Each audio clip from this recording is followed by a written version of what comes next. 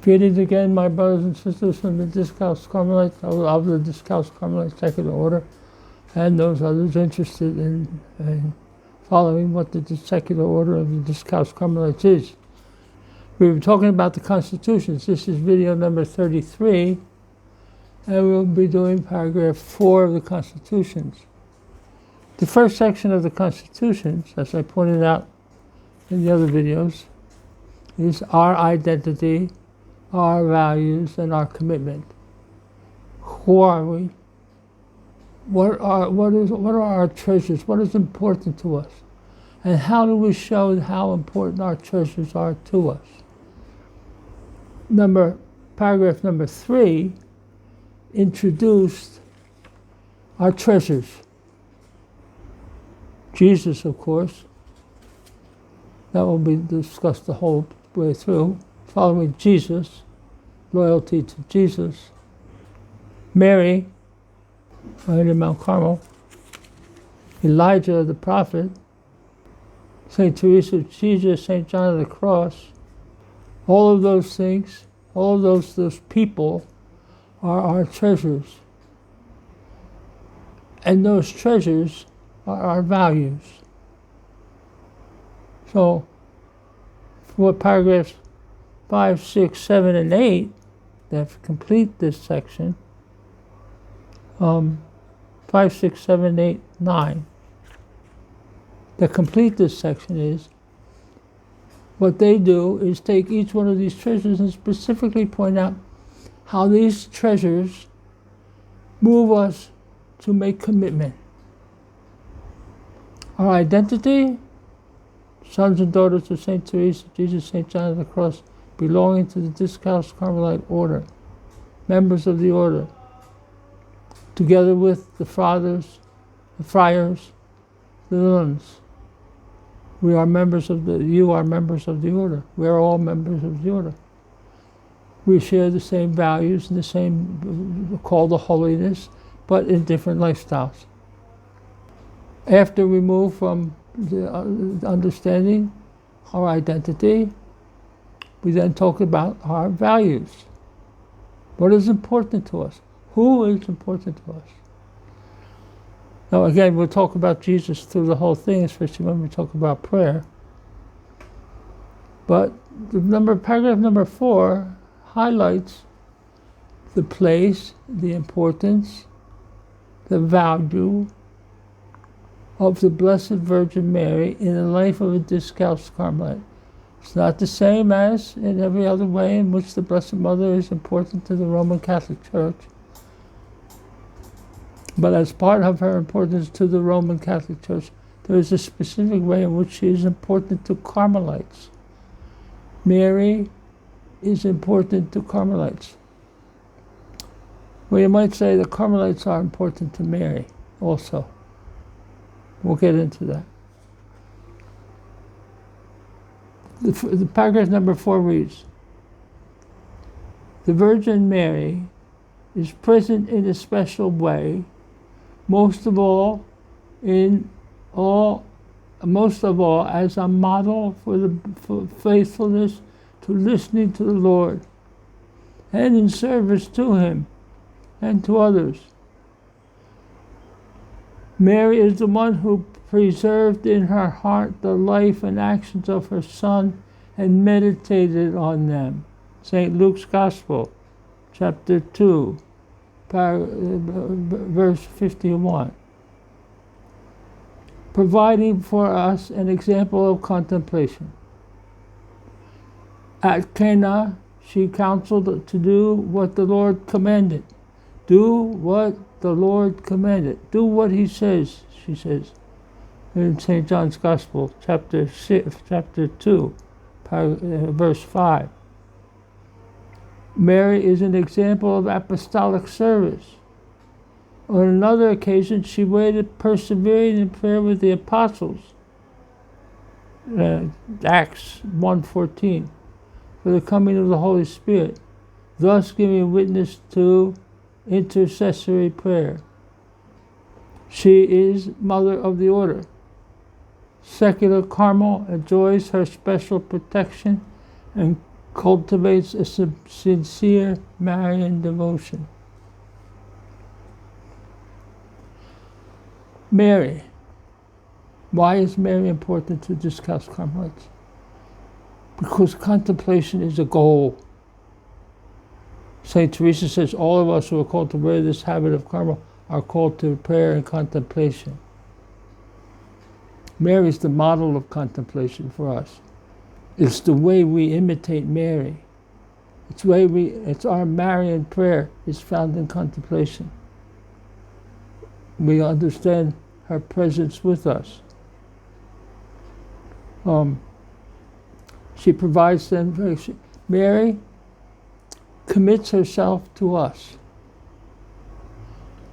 The scapular is of course a wonderful devotion to the Blessed Mother.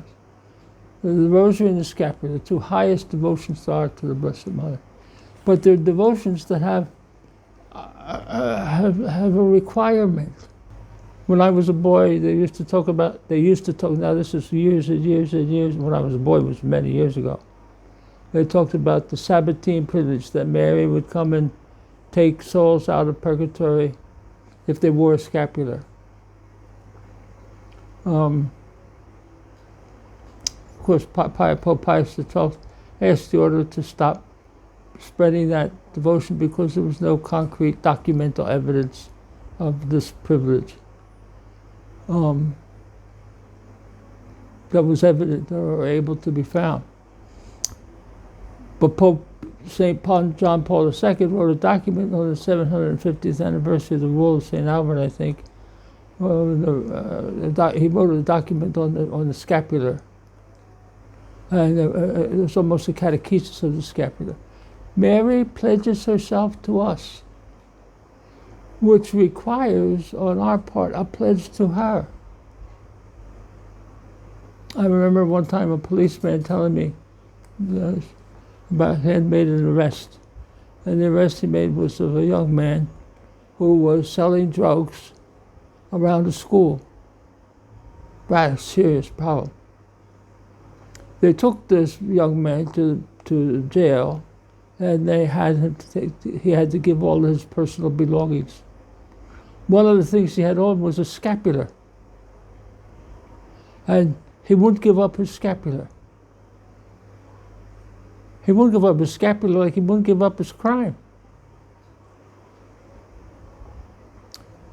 The scapular is not magic. The scapular is a pledge. It's a pledge of Mary to us.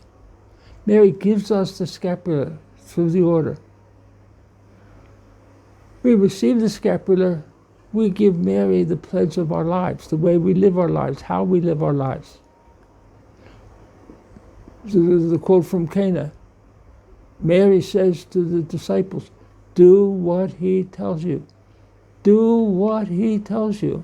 Mary is the inspiration, the strength, the force to be able to do what he tells us. And then the Constitution uses them for the example of Mary waiting with the apostles for Pentecost, waiting, praying with the apostles, gathered together in prayer, waiting, petitioning, so that Mary becomes the model for intercessory prayer. And intercessory prayer is so much part of our prayer. Many people, if they know you're a Carmelite, they know you're going to Mass every day, they know you're going, or whenever you can, or they know you're saying different prayers, or you know you're joining the groups to pray. Many people will say to you, oh, please pray for my husband, please pray for my wife, please pray for my child, please pray for my parents, please pray for the sick, please pray for those who are in the hospital, please pray for the dying, please, please, please pray. People look to us to be part of the intercessory life of prayer. Intercede. Inter means between. Seed it comes from the Latin word which means to fall down. To fall down between. To fall down. So when we intercede for someone, This person is asking us to pray. We pray to God. We make the connection. We're like the equal sign between that person's need and God's grace. And we fall down, get out of the way of God's grace. We fall down. We present the petition, and God gives whatever grace God needs to give to that person, whatever he needs to give. So the life of prayer, the life of action, the life of prayer, but specifically prayer, contemplation. The rosary, highly, highly, highly decorated, highly recommended. Every pope who's worth his salt has written on the value of the rosary and the need for the rosary. So the rosary is, again, with the scapular, the highest forms of devotion to Mary. But devotion to Mary requires a response. So our commitment to contemplation, our commitment to doing what he tells us to do, our commitment to intercede for others in prayer, that comes from our receiving the protection of Mary. Mary is our value. The value produces in us a commitment. So that we understand the place of Mary. We understand devotion to Mary. We understand what devotion to Mary requires. I've heard of places, for example, one country where there's a devotion that's prayed of saying 2,000 Hail Marys a day. My goodness, if I had to say 2,000 Hail Marys a day, I don't think I'd have time for many other things. 2,000 Hail Marys a day. To me, in my opinion, I could be wrong, that's not a very healthy, good devotion to Mary. The rosary, certainly 15, 20 minutes, maybe 25 minutes, depending on what form of the rosary you use or say. The scapular you wear, you put it on, and you realize, unlike that young man who was selling drugs to kids around the school, who was arrested wearing a scapular, scapular is not going to protect us from the police if we do something wrong. The scapular is not going to protect us from the flames of purgatory if we do something wrong. The scapular is going to protect us from ourselves if we pledge ourselves to live in devotion to Mary. Contemplation, action, intercession. The other thing about intercessory prayer that's very important, and Mary as the mother of intercessory prayer, is when you're making intercessory prayer, you're not praying for yourself. You're praying for the needs of someone else. And many times in the spiritual life, we have our minds too much on ourselves. Whereas if we think of the needs of others, and we stop, and we put them in the hands of God, and we say a decade of the rosary for them, or we say the whole rosary, or we offer up evening prayer for the needs of someone that especially needs our prayer, or we make our contemplation in an intercessory way. We offer all these things up. There's many opportunities to follow Mary's example in life. We truly are Marian, not because we say a lot of prayers to Mary, but because we live as Mary lived, contemplating, serving, interceding. Mary is the treasure, and the commitment, because of Mary being the treasure, is found in those three things: contemplation, action, service, and intercession. As I mentioned, I'm not going to do more than one number at a time. Even if numbers are short, it's not much to say. I'll only do one number at a time because I think in reading the constitutions that these numbers should be individually thought about, meditated, not rushed through reading. Oh, I read this, read 4, 5, 6, 7, 8, 9. I read that section. Oh, I read that. Meditate on these sections to help us to understand our vocation. It's a beautiful vocation if it's lived according to what the church asks us to live. Now, I have another point to bring up because there have been many requests for copies of these two books from the United States. These two books, Volume 1, Volume 2, of reflections on the teachings of St. Teresa of Jesus and St. John of the Cross.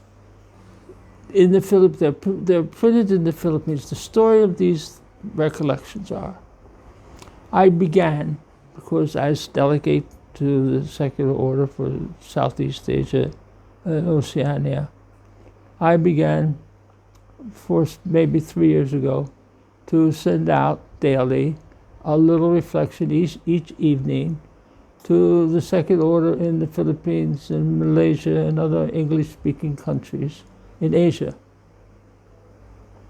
After a while,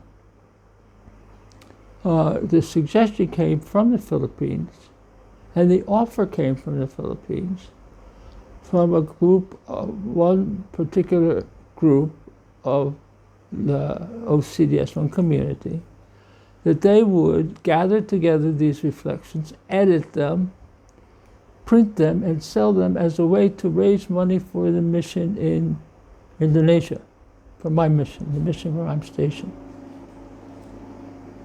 Then, when we were ready to release the first volume, we were ready to have an opening ceremony to begin to release the book. The pandemic hit.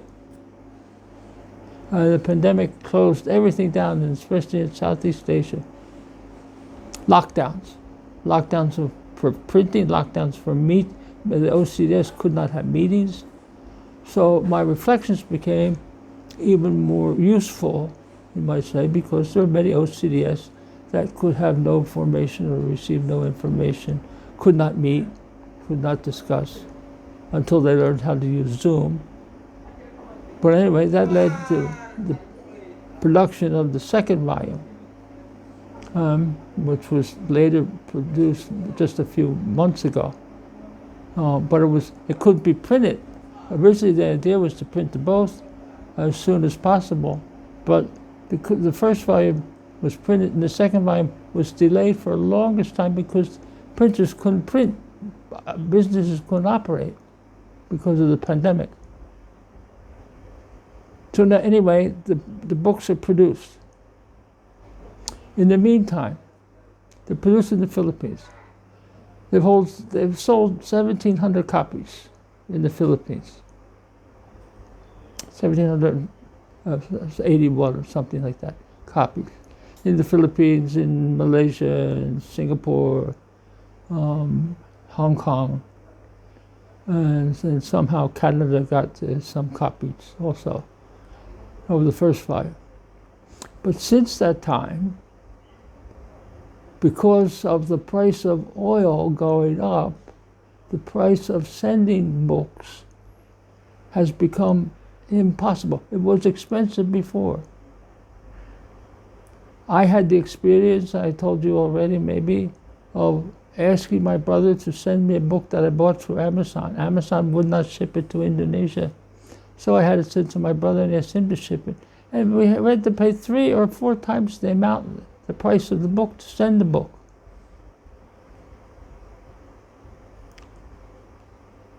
The price of these books in Philippine money, if you take Philippine money, is $6.50 US, $6.50 each volume, Philippine money. If the books are sent to the United States from the Philippines, the price of each volume goes from $6.50 to $32. $32 a book. That's $64 for both books. Impossible.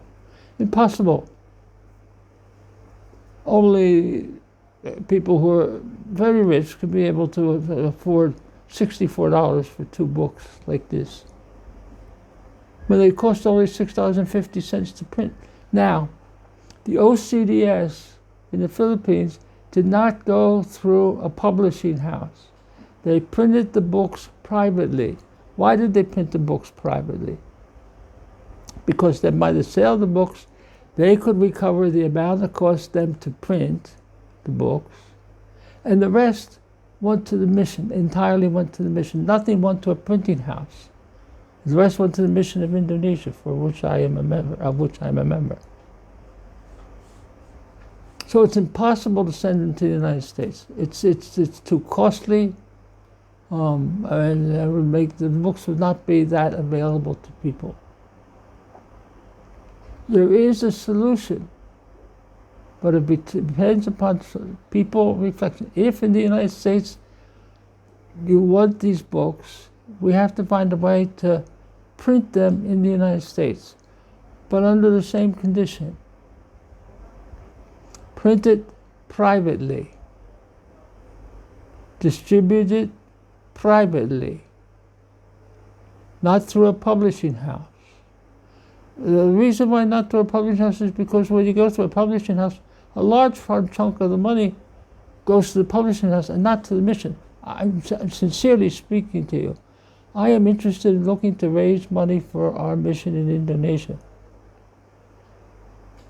So, if there is some community in the United States of the OCDS that this would serve for the United States, for Canada, for Ireland, for England, and other English-speaking countries of the Western world, if there's some community of the OCDS that would be willing to take on the project of printing these books privately, then that community recovers from the amount from the books sold.